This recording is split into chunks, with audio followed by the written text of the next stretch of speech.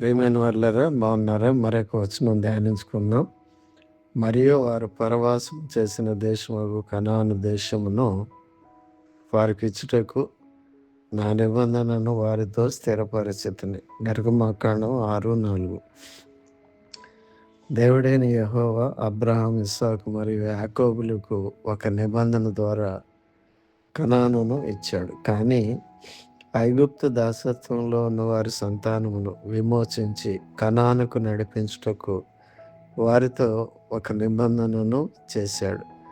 అదేవిధంగా మనము దేవునిని ఎరుగని వారమును మరియు వాగ్దాన నిబంధన లేని పరిజనములై ఉన్నప్పుడు మనలను పాపము మరియు సాతాను యొక్క దాసత్వం నుండి విమోచించి తాత్కాలికమైన ఈ లోకంలో మన యాత్ర ముగించిన తర్వాత పరలోకంలోనికి ప్రవేశించుటకు విధేయులైన వారందరినీ విమోచించుటకు ప్రభువైన యేసుక్రీస్తు రక్తము ద్వారా దేవుడు నూతన నిబంధనను చేశాడు.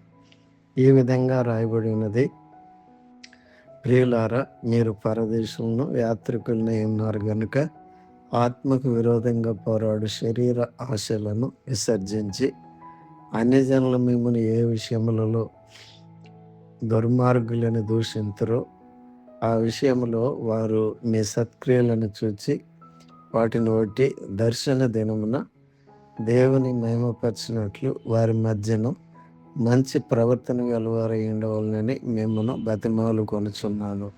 1 పేతురు 2:11-12 వచనాలు.